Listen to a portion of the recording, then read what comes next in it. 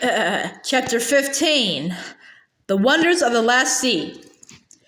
Very soon after they had left Ramandu's country, they began to feel that they had already sailed beyond the world. All was different. For one thing, they all found that they were needing less sleep.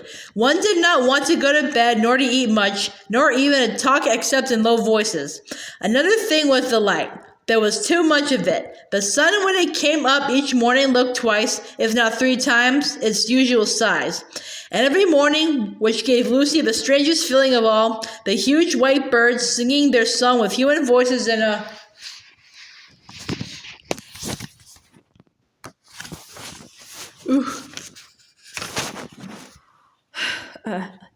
language no one knew, streamed overhead and vanished astern on their way to their breakfast at Aslan's table. A little later, they came flying back and vanished into the east. "How beautifully clear the water is," said Lucy to herself as she leaned over the port side early in the afternoon of the second day. And it was. The first thing that she noticed was a little black object about the size of a shoe traveling along at the same speed as the ship. For a moment she thought it was something floating on the surface, but then there came floating past a bit of stale bread which the cook had just thrown out of the galley, and the bit of bread looked as if it were going to collide with the black thing, but it didn't. It passed above it, and Lucy now saw that the black thing could not be on the surface. Then the black thing suddenly got very much bigger and flicked back to normal size a moment later. Now Lucy knew she had seen something just like that happen somewhere else, if only she could remember where. She held her hand to her head and screwed up her face and put out her tongue in the effort to remember. At last she did. Of course! It was like what you saw from a train on a bright sunny day. You saw the black shadow of your own coach running along the fields at the same pace as the train.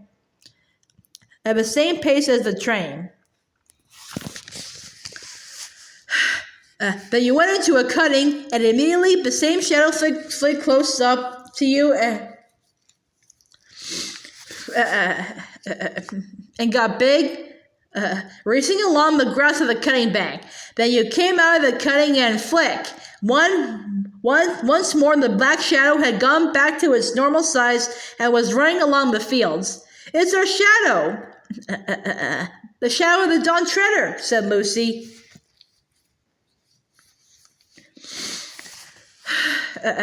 "Our shadow running along on the bottom of the sea. That time when it got bigger it went over a hill. But in that case the water must be clearer than I thought. Good gracious, I must be seeing the bottom of the sea, fathoms and fathoms down."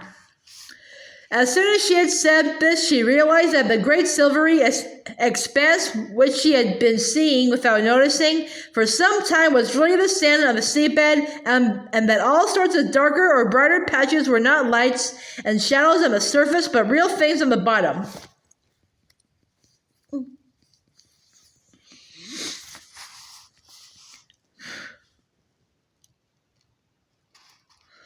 At present, for instance, they were passing over a mass of soft purpley green with a broad winding stripe of pale gray in the middle of it.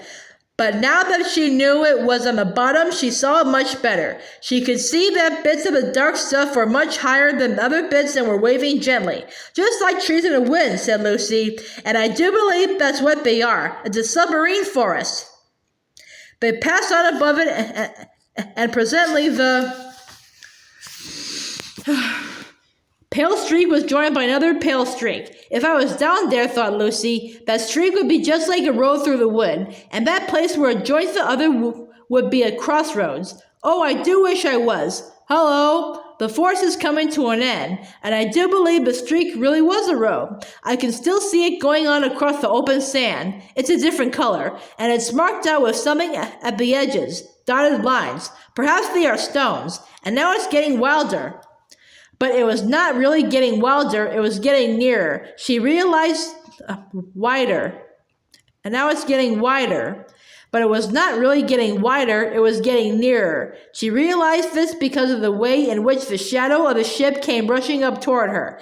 And the road, she felt sure it was a road now, began to go in zigzags. Obviously, it was climbing up a steep hill, and when she held her head sideways and looked back, what she saw was very like what you see when you look down a winding road from the top of a hill. She could even see the shafts of sunlight falling through the deep water onto the wooded valley, and in the extreme distance, everything melting away into a dim greenness. But some places, the sunny ones, she thought, were ultramarine blue.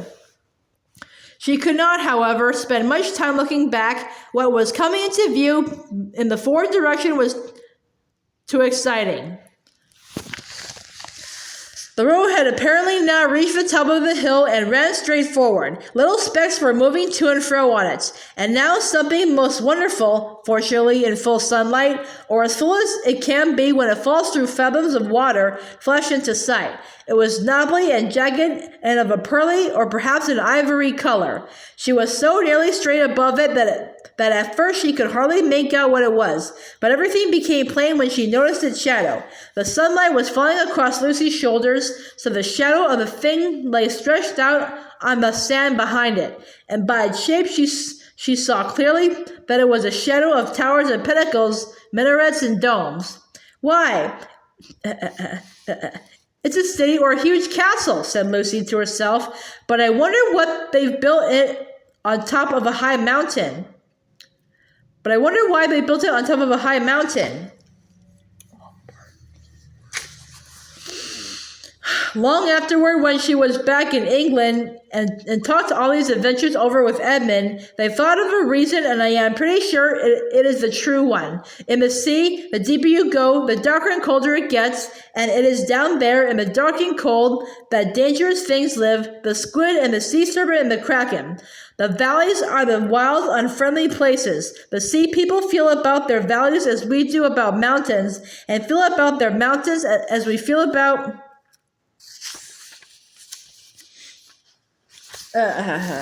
valleys. It is on the heights, or as we would say, in the shallows, that there is warmth and peace. The reckless hunters and brave knights of the sea go down into the depths on quests and adventures, but in return home to the heights for rest and peace, courtesy and counsel, the sports, the dances, and the songs. They had passed the city, and the seabed was still rising. It was only a few hundred feet below the ship now. The road had disappeared. They were sailing above an open park-like country, dotted with little groves of brightly colored vegetation. And then Lucy nearly squealed aloud with excitement. She had seen people. There were between 50 and 20 of them, and all mounted on seahorses, not the tiny little seahorses which you may have seen in museums, but horses rather bigger than themselves.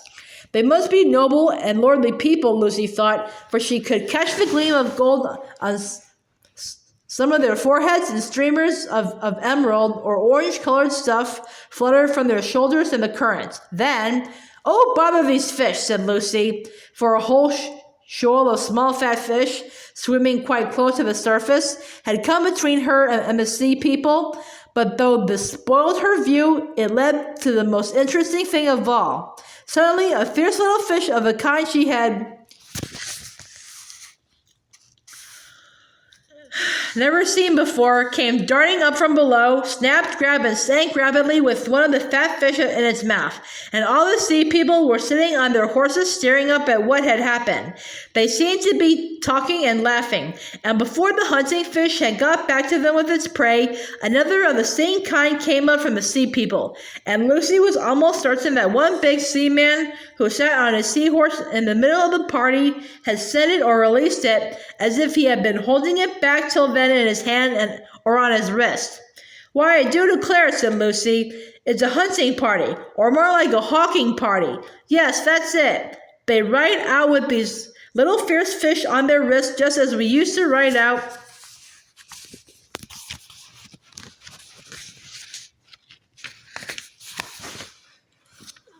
with falcons on our wrists when we were kings and queens at Cair Paravel long ago, and then they fly them, or I suppose I should say swim them, at the others. How?" She stopped suddenly because the scene was changing. The sea people had noticed the Dawn Treader. The shoal of fish had scattered in every direction.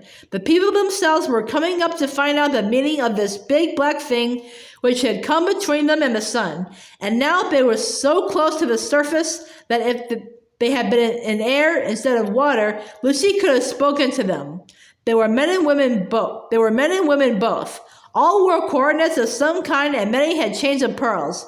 They wore no other clothes. Their bodies were the color of old ivory, their hair dark purple. The king in the center, no one could mistake him for anything but the king, looked proudly and fiercely into Lucy's face and shook a spear in his hand. His knights did the same. The faces of the ladies were filled with astonishment.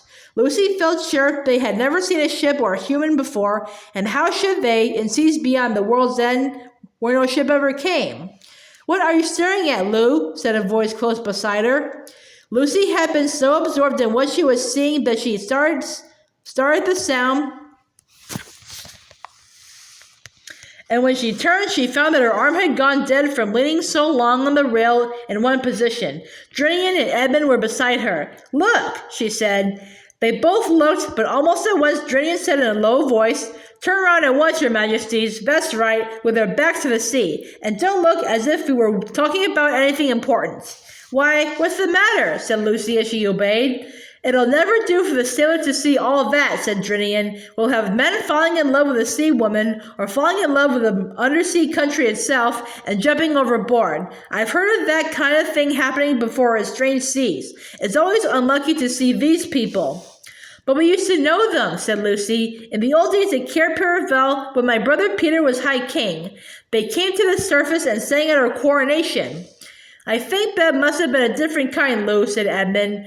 "They could live in the air as well as underwater. I rather think these can't. By the luck of them, they'd have surfaced and started attacking us long ago if they could. They seem very fierce."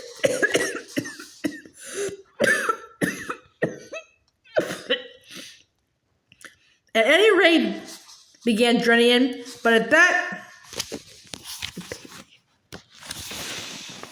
moment, two sounds were heard.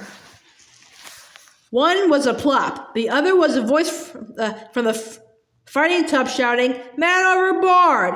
But everyone was busy. Some of the sailors hurried aloft to take in the sail, others hurried below to get to the oars, and Rance, who was on duty on the poop, began to put the helm hard over so as to come round and back to the man who had gone overboard. But by now, everyone knew that it wasn't strictly a man. It was Reepicheep. "Drat that mouse," said Drinian. "It's more trouble than all the rest of the ship's company put together. If there is any scrape to be got into, in it will get. It ought to be put in irons, keel-hauled, marooned, have its whiskers cut off. Can anyone see the little blighter?" All this didn't mean that Drinian really disliked Reepicheep. On the contrary, he liked him very much and was therefore frightened about him, and being frightened put him in a bad temper, just as your mother is much angrier with you for running out into the road in front of a car than a stranger would be. No one, of course, was afraid of Reepicheep's drowning, for he was an excellent swimmer, but the three who knew what was going on below the water were afraid of those long, cruel spears in the hands of the sea people. In a few minutes, the Dawn Treader had come round and everyone could see the black blob in the water, which was Reepicheep.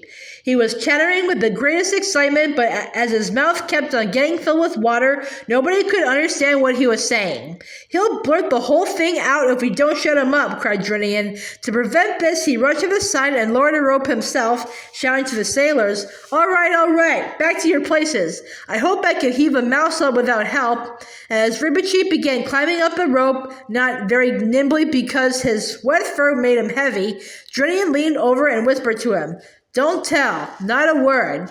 But when the dripping mouse had reached the deck, it turned out not to be at all interested in the sea people. "Sweet," he cheeped, sweet.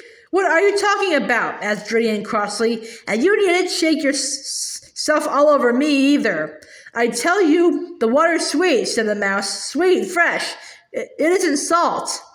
For a moment, no one quite took in the importance of this, but then Reepicheep once more repeated the old prophecy.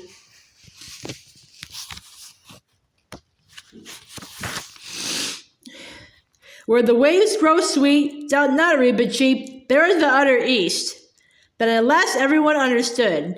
Let me have a bucket, Rhinoff, said Drinian. It was handed him, and he lowered it, and up it came again. The water shone in it like glass. Perhaps your majesty would like to taste it first, said Drinian to Caspian. The king took the bucket in both hands, raised it to his lips, sipped, then drank deeply and raised his head. His face was changed. Not only his eyes, but everything about him seemed to be brighter. Yes, he said, it is sweet. That's real water, that. I'm not sure that it isn't going to kill me. But it is the death I would have chosen if I'd known about it till now. What do you mean? Asked Edmund. It's like light more than anything else, said Caspian. That is what it is, said Reepicheep. Drinkable light. We must be very near the end of the world now. There was a moment's silence, and then Lucy knelt down on the deck and drank from the bucket. It's the loveliest thing I've ever tasted, she said with a kind of gasp. But oh, it's strong. We shan't need to eat anything now. And one by one, everybody on board drank, and for a long time they were all silent. They felt almost too well and strong to bear it, and presently they began to notice another result.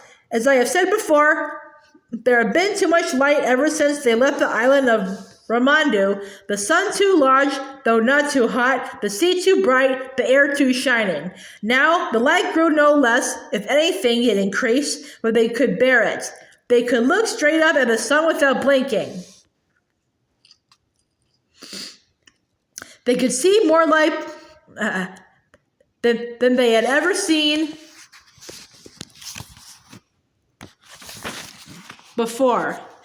And the deck and the sail and their own faces and bodies became brighter and brighter, and every robe shone. And next morning, when the sun rose, now 5 or 6 times its old size, they stared hard into it and could see the very feathers of the birds that came flying from it. Hardly a word was spoken on board all that day, till about dinner time. No one wanted any dinner. The water was enough for them, Drinian said. I can't understand this. There is not a breath of wind. The sails hangs dead. The sea is as flat as a pond. And yet we drive on as fast as if there were a gale behind us. I've been thinking that too, said Caspian. We must be caught in some strong currents. Said Edmund. That's not so nice if the world really has an edge and we're getting near it. You mean, said Caspian, that we might be just, poured over it? Yes, cried Reepicheep, clapping his paws together. That's how I've always imagined it. The world like a great round table, and the waters of all the oceans endlessly pouring over the edge. The ship will tip up, stand on her head. For one moment we shall see over the edge, and then down, the rush, the speed. And what do you think will be waiting for us at the bottom, eh? Said Drinian. Aslan's country, perhaps, said the mouse, its eyes shining. Or perhaps there isn't any bottom. Perhaps it goes down forever and ever. But whatever it is, won't it be worth anything just to have looked for one moment beyond the edge of the world? But look here, said Eustace. This is all rot. The world's round, round like a ball, not like a table. Our world is, said Edmund. But is this? Do you mean to say, asked Caspian, that you 3 come from a round world, round like a ball, and you've never told me? It's really too bad of you, because we have fairy tales in which there are round worlds, and I always loved them. I never believed there were any real ones, but I've always wished there were, and I've always longed to live in one. Oh, I'd give anything. I wonder why you can get into our world, and we never get into yours. If only I had the chance. It must be exciting to live on a thing like a ball. Have you ever been to the parts where people walk about upside down? Edmund shook his head. And it isn't like that, he added. There's nothing particularly exciting about a round world when you're there.